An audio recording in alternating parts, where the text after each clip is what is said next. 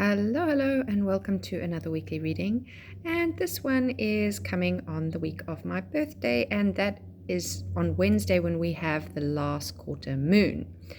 It is also solstice this week, Cancer solstice, which means winter solstice here in the southern hemisphere, and summer solstice in the northern hemisphere, and that will be on Saturday. And the solstice is when the sun steps into Cancer, which is a cardinal sign. So we have that, and the other big thing I wanted to mention was Mars is finally leaving Leo. So although he's left his shadow phase a while ago from his retrograde, the entire journey of Mars through Cancer and Leo and back into Cancer and back into Leo has taken us since October last year, 2024. It's been inordinately long and dragged on and on. And so even though Mars in the sign of Virgo, which is where Mars is going, has its tricky points, I think it's going to be a relief for all of us to have Mars in a different kind of an energy finally. So for me, his retrograde period is finally completely finished. Okay, so I have got some elevation here and some lavender, lots of fairy energy as we end the the Gemini season and step into Cancer.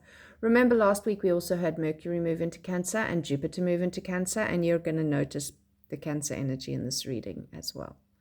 So pick a number between 1 and 4, and that's going to give you your sort of more thematic process for the week. But remember, it's a general reading. If you're wanting something more personal, please get in touch. Let's jump in. I gotta say, for my birthday week, I would have preferred not to see the Three of Swords or the Five of Pentacles, two of my cards that I have worked with a lot. Luckily, I am the queen of the reframe, and I have learned how to love up on the cards that are not so easy. I want you to notice how we've got the Three of Swords and the Ten of Swords, and they're both upside down, and how they're like leaning into each other. So ideally, they would be moving on. She would be, actually, let's just turn them around for a second. I'm going to turn them so you can see it more visually. She would be brokenhearted about some kind of a separation, about something that, and separation doesn't have to be from a relationship. It can be breaking down a part of who you were, losing an identity, losing a job. But whatever separation has happened, ideally, if she's in the upright form, she's just grieving, dropped to her knees, devastated.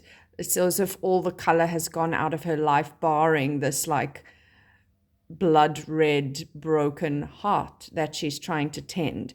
But it's coming from something that's been. And in this card's case, the Ten of Swords, which is the end of the swords journey, is she is walking away into the sunset, stepping into another sunrise with a level of acceptance that the thing has happened and it's time to move forward. In fact, in the traditional tarot, the Rider-Waite tarot, this is a man lying on his belly with 10 swords in his back, a little bit like Caesar. So it's like a case of a part of you has died, again, shedding. Remember, we're in the year of the snake. I keep bringing this up because it just really is resonating strongly, certainly for me this year, how much shedding is going on.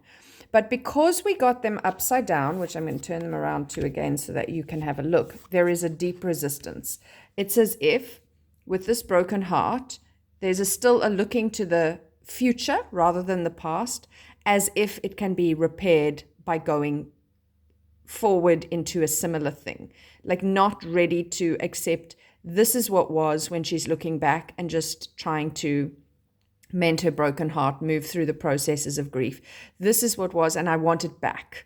And it's not going to work. You know, you can't go back. A lot of these situations that I'm sure we've all experienced before, where you end something and you try to repair it and you go back and it's not the same. It's different.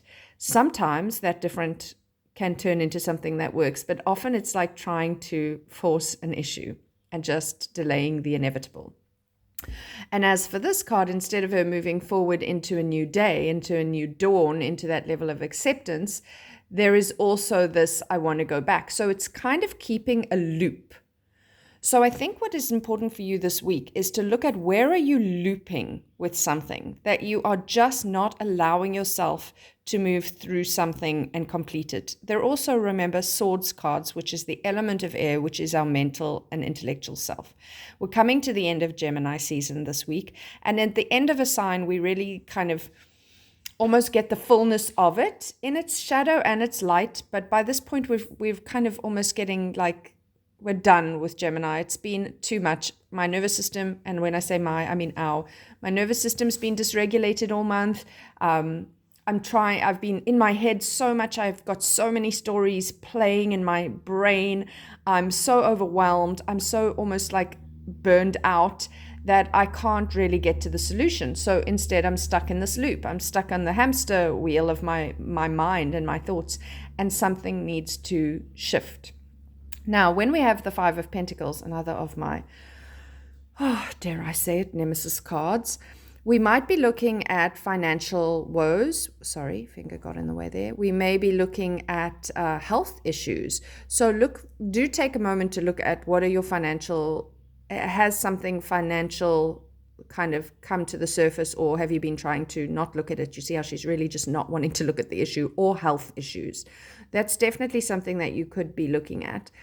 And also, where am I feeling outside of things? Where am I feeling locked out? She isn't in the room. She could get in the room, but she can't get to that perspective.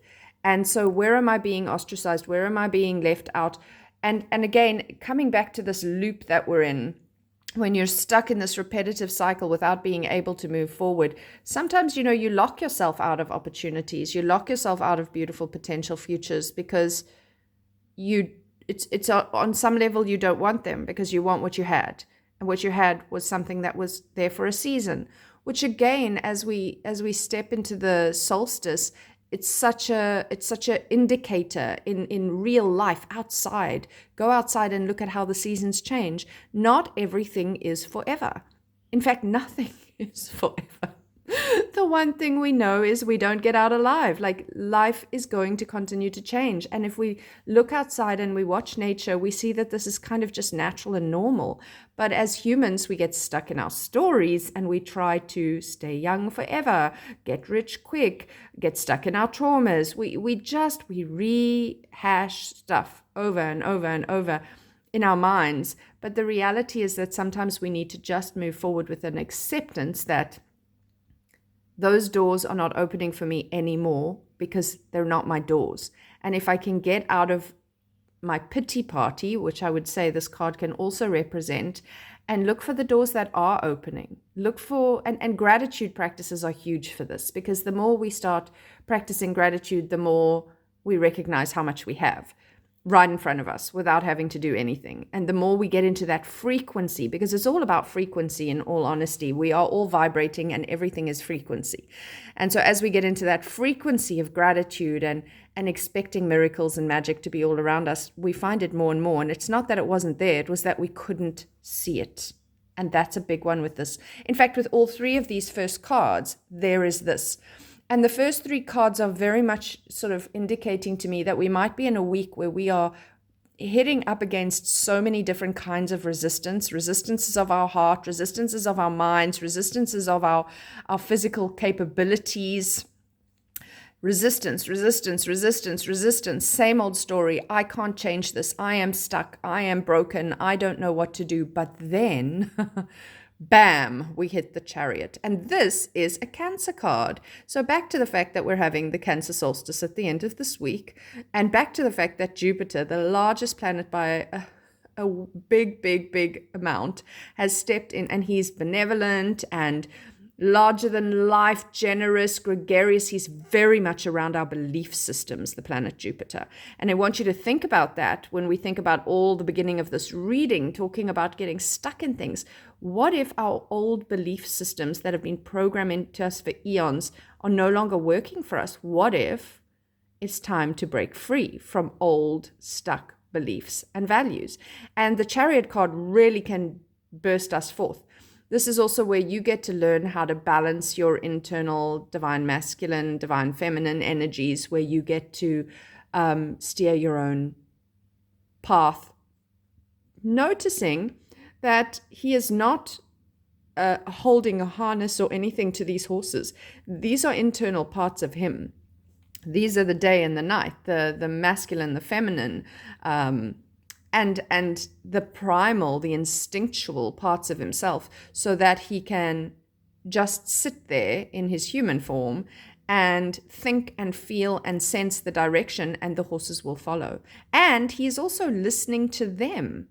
He is also being guided by them, pulled along by them, when we can learn to listen to, actually, what's coming through to me now, when we can learn to listen to our gut brain. And Virgo is the sign of the gut. And so as we get to Mars, who is the going, doing planet, into Virgo, maybe that's what you need to start looking at. You need to start looking at how your body responds to things. What is my gut instinct? Am I listening? Can I even hear it? What is my gut health like? Remember, this can also indicate health issues. So is my gut playing up? Because maybe that's trying to tell me, multiple things as well. The Taste of Wellness Festival is on in Kenton this week from the 18th to the 22nd, and I will be doing a somatic yoga class there, as well as an aromatherapy workshop, a red tent and journaling workshop, and also a Kundalini-inspired yoga class. So yeah, I feel like, a somatic one will be very useful for the gut. So will the aromatherapy workshop. So will the journaling and red tent, which unfortunately that one is only for women. And the Kundalini inspired will be very, very good for your frequency, to adjust your frequency.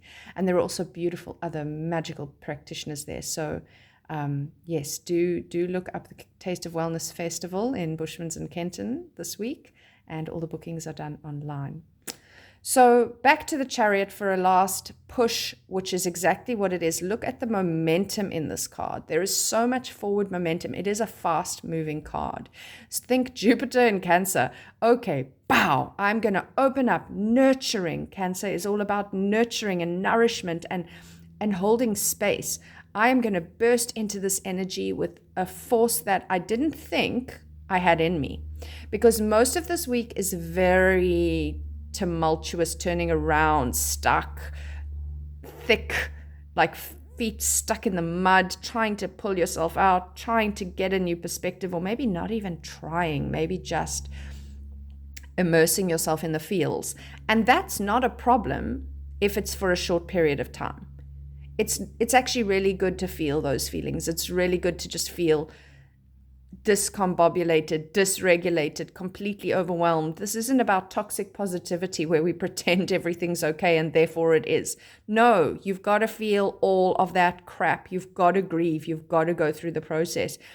But you shouldn't stay there forever. Again, everything needs to change. There needs to be motion. And a lot of this week is like the stuck, the heavy, the, oh my gosh, I don't want to do this anymore. And then bursting into that Chariot card saying, okay, maybe even because I got stuck in those feelings, maybe even because I decided to just be still after a very busy cycle in myself, probably not still in the real world in Gemini season, but to go into those places, to refuse to budge, to refuse to heal, to refuse to move forward when others told me to.